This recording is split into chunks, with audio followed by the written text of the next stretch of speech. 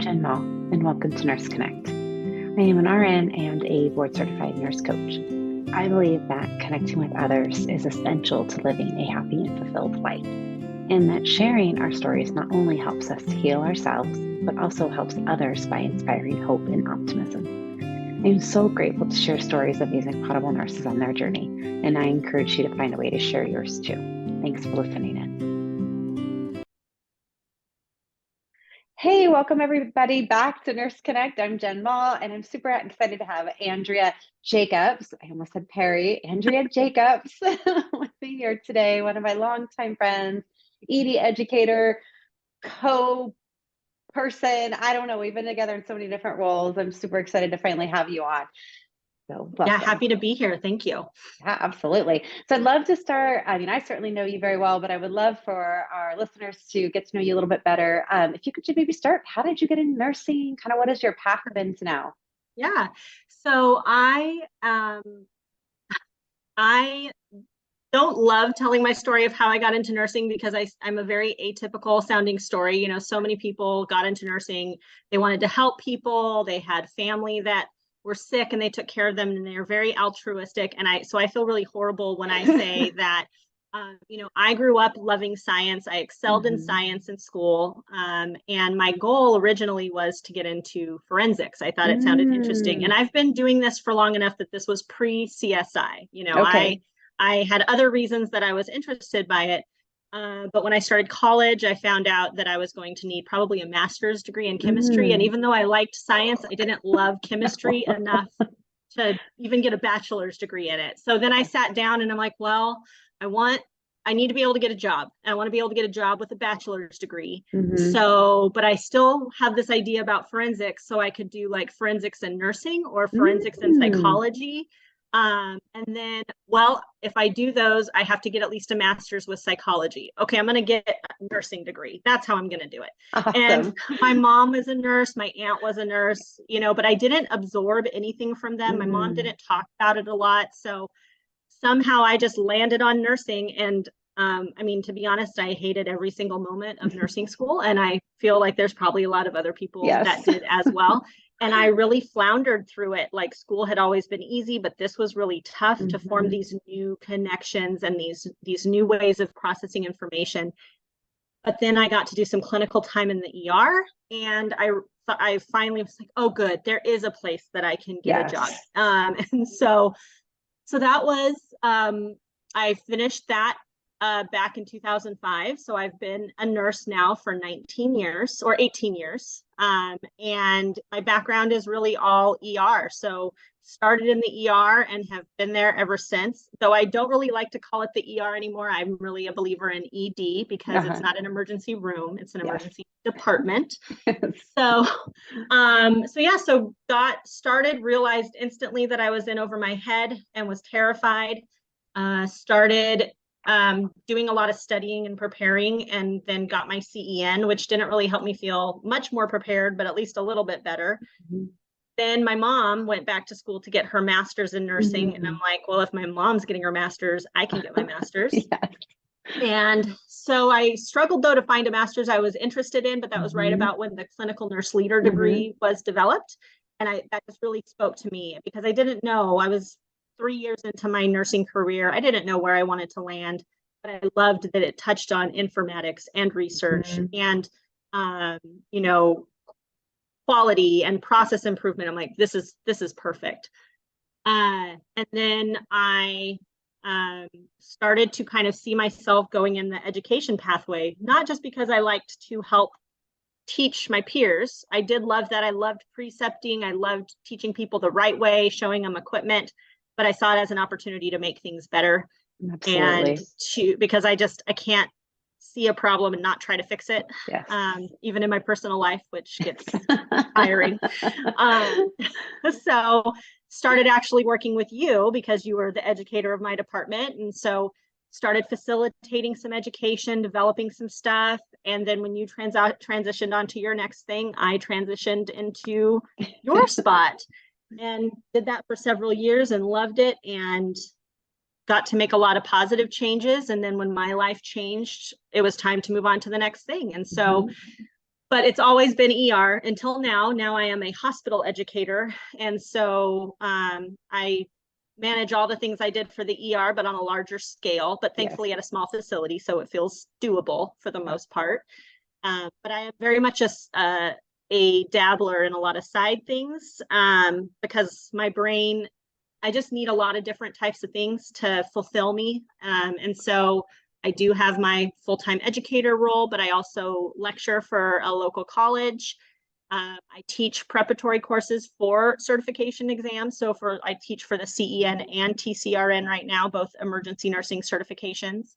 And I'm also an expert practice consultant for the Board of Registered Nursing. So when there are complaints filed against nurses, I like to review them and offer my opinion if they actually deviated from any standards. So that I love that because I feel like we get thrown under the bus so much, and that gives me an opportunity to see, did this nurse really, did they make the mistake, or did the system fail them? And so yeah, so lots of different things. I love it. And I think that's why we've always gotten along so well. It's because we both like our hands in different pots and love to help be a part of change and help facilitate that in a positive way, because sometimes things get dumped on nurses. And so it's like, okay, well, how can we try to smooth this in? How can we make the process better? How can we educate well to help our staff adapt to the changes or fight back against them in some cases? Right. So yeah, right. Absolutely. Yeah. And I always remember you were just such literally like an answered prayer for me, because when I was getting into informatics and I was like, okay, I'm ready to leave the ED. I've been there in different roles for 12 years and I'm ready to do something different. And I was like, but I just can't, this was my baby. I created the ED educator role there and I couldn't just give it to anybody. And then you like showed up as a staff nurse and you're like, what can I do to help you? And I'm like, yes, you are my person. I am going to give this all to you. So that was, I was so grateful to have you transitioned to that role so seamlessly. And it's been great to see you continue to develop and the Lantern Award for the ED was such a proud moment. And I know you really spearheaded that. Would you mind touching on that a little bit? Yeah, sure. So the Lantern Award, that is offered by the Emergency Nurses Association. And so it is a way to recognize EDs that have really gone above and beyond to create a positive environment for the staff and the patients. That excellence is really a part of what that ED, that culture in the ED. And so we actually applied for it a couple times. I knew there's a similar award for ICU. It's the Beacon Award, and our ICU had received it in the past. And we had really just accomplished some really incredible things in our department, our leadership team. And so we applied for it once and did not get awarded the Lantern, which was quite the motivator. And so we applied again the next fall, tweaking a few things. And so some of the things that we had achieved to do this, one of the biggest ones I thought was that we really pushed for certification in the department. And not only did we push for it, but we supported it. So we brought review courses and we offered them at low cost. We participated in voucher programs so that staff did not have to pay full price for the exam. We're very lucky in California to make excellent wages. But even somebody making a California nursing wage, they look at a certification fee of $400 and they don't want to do that. And so being able to offer the reduced cost of the test, helping them use Preceptor funds so they could get everything covered. And we went from something like 4 CENs to 25 in 2 years. And so that was one of our main things that helped us earn the award. And there were other things, of course, improving throughput and huge improvements in our stroke program, which we kept having meetings about improving stroke throughput times. And it was always physicians and stroke coordinators, and there was never a staff nurse at the bedside. And after just beating our heads against the wall, and one doctor in particular, we're in the era now of everything being digitized and electronic, and he was like, what we really need is a piece of paper that we tape to the foot of the bed that we can make check marks on when stuff gets done. And I'm like, that is absolutely not what we need. But I finally said, can we please do a work group with the staff and let's do one of these PDSAs and find our barriers and see what we can do. And so the staff came up with a workflow, which ended up reducing our door to needle time dramatically within 3 months, because they developed it, they implemented it, they owned it, Incredible. And so that was some of the stuff that our team really, we were so passionate about this. Like, we are a part of this team. We can't just tell you to do things. Please be a part of it and help us find a solution that you believe in. And speak up if it doesn't work. We were riding the Speak Up for Safety bus a long time before it became popular. Amazing. So we got the word that we were recipients of the Lantern Award, and I was just in tears, because that was probably a 200-page document that everybody helped with, but I was the writer because it needs to all be in one voice. So I had to massage all that stuff. But we were the first organization in our area to receive it, and one of only, I think we were the second Northern California organization ever to get it. Wow. And we've really motivated a lot of our peers in the region who have now obtained the award as well. So, but that was just such a great thing. And our department was so just the collective pride and joy when we received that award. It was amazing, because it wasn't just something that the admin team decided to do. Right. They were totally proud and enthusiastic, and we had the biggest turnout to an ENA annual conference ever, because they all wanted to come be a part of the celebration. So it was really just such a special way to help our team recognize. And that's, for me, that's what it is. People will say, you got that award. I did not get the award. I told the story of our amazing team, and there's been a lot of changes to that team since then, but we still have that core memory together that we achieved that. So yeah, that is incredible. And I remember being so proud from the sidelines, it's amazing, because I know how hard you guys worked on all of that, and it's just really something to be proud of, for sure. Yeah, thank you. Yeah, I love it.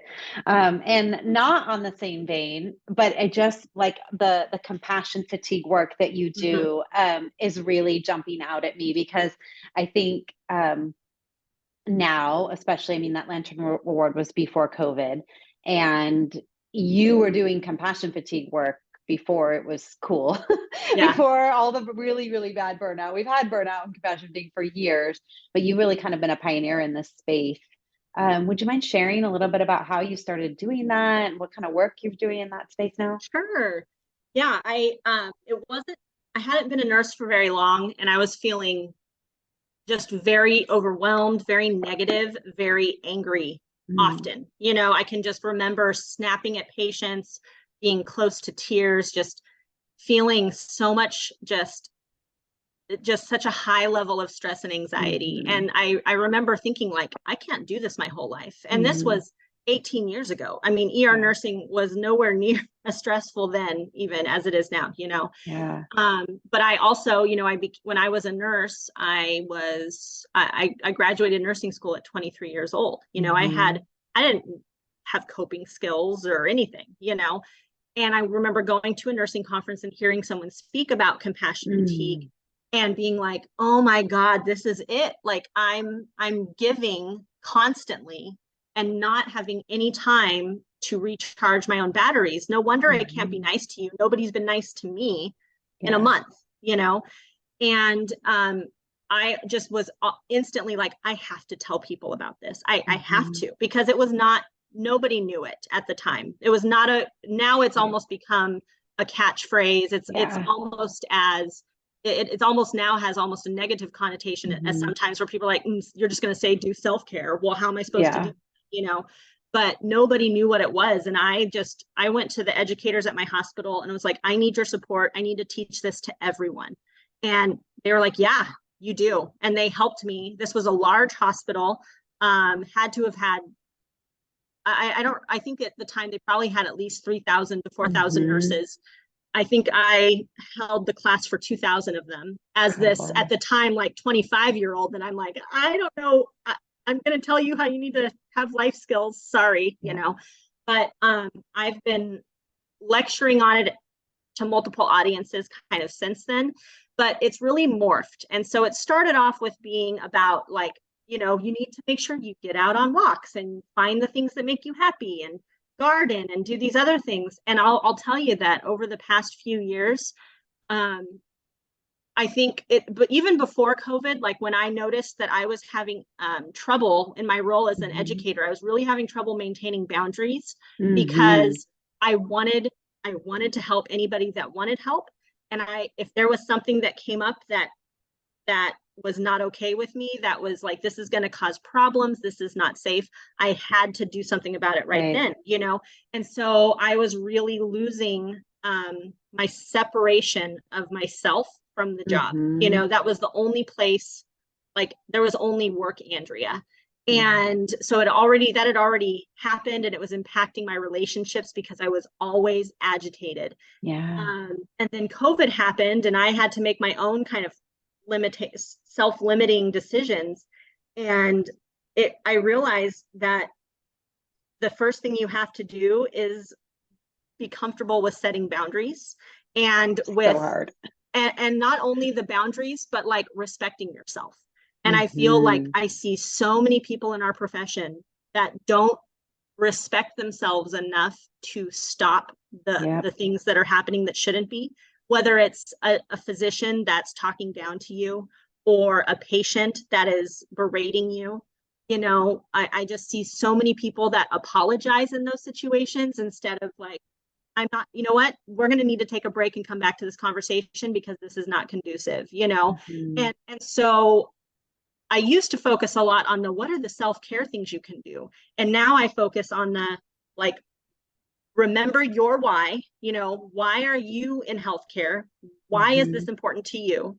Don't let other people change that, but find a way that you can adjust your expectations. Because, you know, like if there's a workplace that's making you miserable, you need to leave it. You need to find a way to make it better, or you need to adjust your expectations and stop complaining, you know? But that has now become more of the thing for me. Like, you will continue to be downtrodden. You will continue to be broken and exhausted unless you find a way to put up some boundaries. Stop picking up the overtime. Stop answering the text messages. You know, don't get the text messages about overtime. Like, just don't agree to it. Don't, like, if you are, you know, by all means, like, you need to show up to work and you need to get the requirements done. You shouldn't be avoiding mandatory education and things like that. But you also shouldn't be like, if you're being told, oh, the culture of our department is you don't get breaks, so you better get used to that, then that is not something that you should agree to, you know? So I didn't even realize that had become so important to me until I was leaving my job as the ED educator. And multiple people came up to me and told me that they felt like I had advocated for them, and that was so important. And it wasn't, they thought I was a great educator too, but that one of them I remember, and I'll never forget, she's like, I want to be a nurse like you, and I want to advocate like you. And that is like, I'll never forget that, you know? And I didn't even realize that was what I was doing, but I was. You, as a nurse, you advocate for your patients. I advocate for other nurses to make sure they have the tools they need, that they are not being asked to do more than they should be, that we are only contacting them during business hours or talking to them when they're on shift, you know, like, let them have a break. So that's kind of what it's turned into for me. I love it. And that is a lot of what I preach too, because I think I found in my own burnout experience, and and now I can accept that I had a lot of responsibility in how that happened. I used to blame and be very resentful to other people, feeling like they did that to me. And then when I finally realized it, it's like, no, I was giving so much of myself. I had no boundaries. I didn't know how to say no. I was terrified to say no because I thought that people wouldn't like me. And I wanted to do an amazing job and do it perfectly well. And it just destroyed me. And it took me hitting the wall and completely burning out and leaving a very well paying job, and then getting laid off from my next job to finally like start to put that together. It's like, well, no, I have a huge responsibility there. Like that, a lot of that was on me. And I was a martyr in some cases taking that on. And so through that learning experience that I'm grateful for now, I've learned how to put up really great, strong boundaries, and I'm learning how to say yes less. I really work to say no, thank you. But those things are so important because it impacted me and my family so much, but I let that happen. Yeah. And now I've got much stronger boundaries. It's so, so critical. Yes. Yes. And it's, one of the things that, the thing I realized, like when I was getting to that point, when I was leaving my ED educator job, and I was so worked up, this was during the height of COVID. I was so worried for my staff and myself and my family, and we were doing such great work together to make sure people were being safe. And then we would get some directive out of left field that was like, no, you can't do that anymore. And I was getting so agitated and angry and tearful and worried that I was going to have an outburst that was going to land me in HR, because I owned it so much. It had become so much of my life. And I mean, I had things in my personal life going on that made it easier to have work be my life. And it was the only place I was getting my fulfillment, because my personal life was a mess and had ending relationships. And so, you know what, I know I'm good at my job, and these people, I care about them. They're my family. I'm going to go to war for them. And then when it came time to leave, I was devastated, even though I was exhausted and angry and frustrated. I was also like, I'm abandoning my family. I am like, I don't know that the person who I'm not even getting time to hand off to someone else because they've dither-dathered for so long that I don't know that they're going to be left with someone that can support them.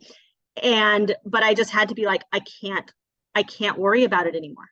I have to choose my health and wellness and my family, or I'm going to lose them, and were things rocky after I left? They were, but that wasn't my fault. They were really lucky to have me and to have me be able to do as much as I could do, but that was my own fault for being an overperformer, which I can't turn off. I can't be a C-level employee. Who you are. I can't do that, but I can work hard on making sure that I'm not setting crazy deadlines for myself. So I work hard on setting reasonable deadlines. But I also have changed my opinion, because I used to be very, like, if people would come tell me, well, I'm leaving to go to this organization, I would just be like, you are a deserter. Like, you're just a bad person for going there. Like, you're not a real nurse because you aren't wanting, like, I would just have kind of that negative kind of reaction. And after going through what I've gone through, it's like, you know what, you have to do what's right for you and what's right for your family. And if going to another organization or another department is going to allow you to live the life you want to live, you deserve that. So just a complete shift in the way I think about it. Yeah, for sure.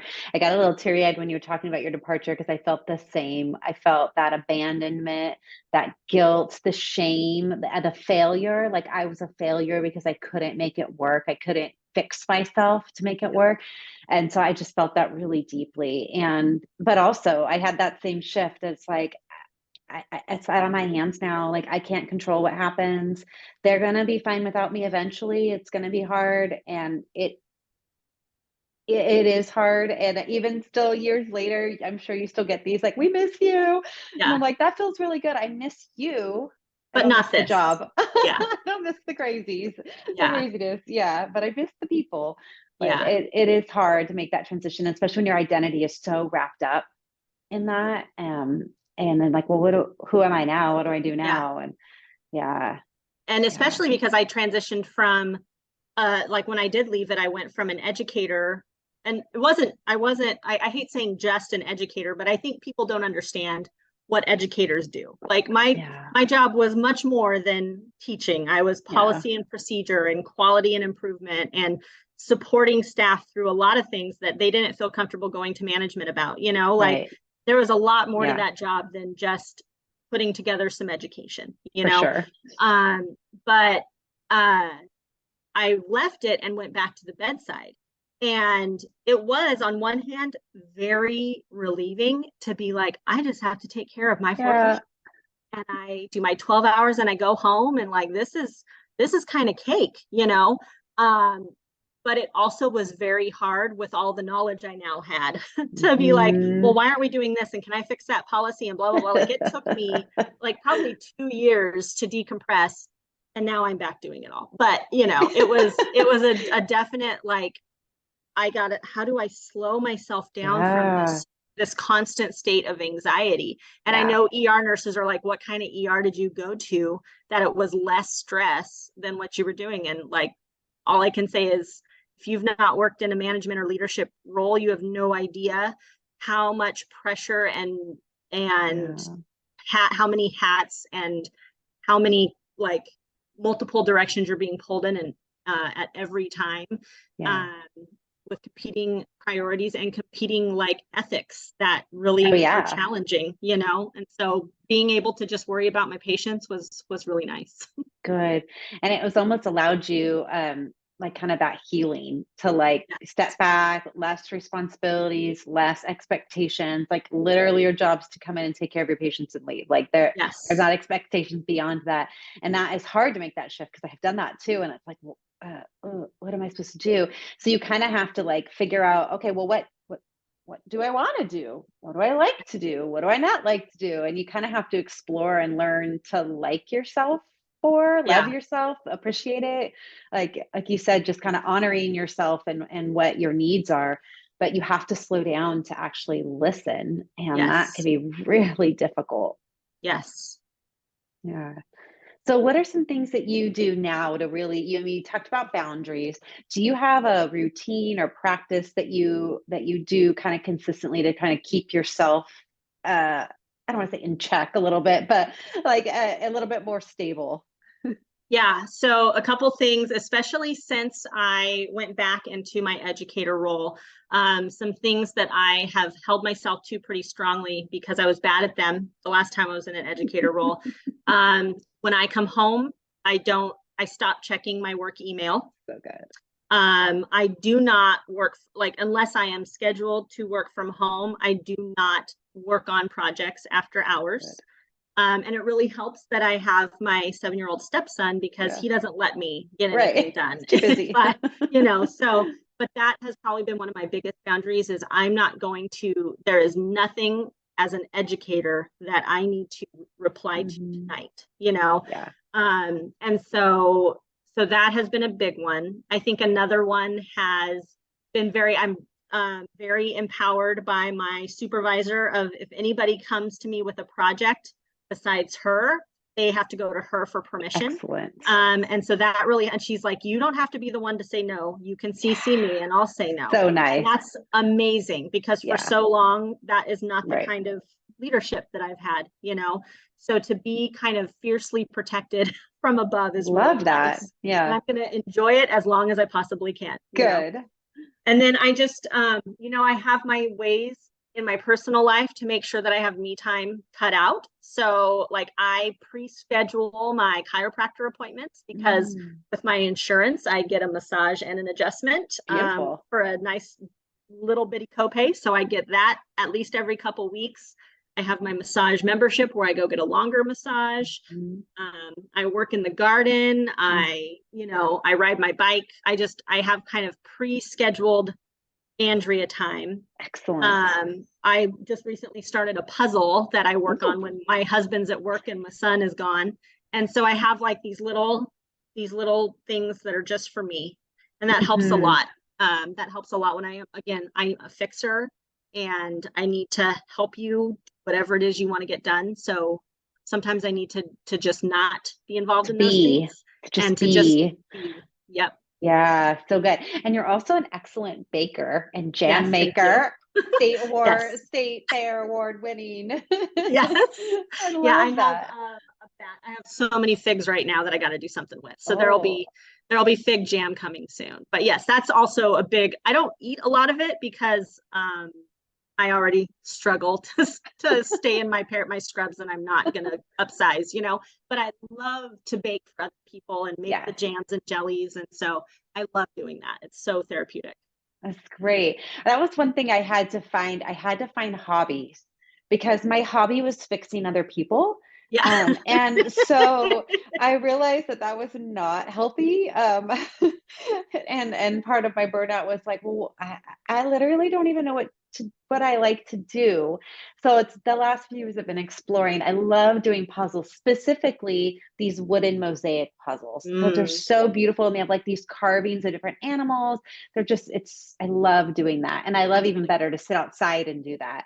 yeah. And yeah, going on walks and just finding things that I just rediscovered that I love photography, and I forgot that I loved that. And so I Yeah. just took my old camera out and took pictures in nature. And but those things, that carving out that time just for you, I know it's self-care. It All of that is self-care, but it adds up. Like when you're filling up Yes. your own bucket and recharging your energy, then you can, like I said, it's like freely and lovingly give to others from a full Yes. bucket instead of depleting yourself constantly.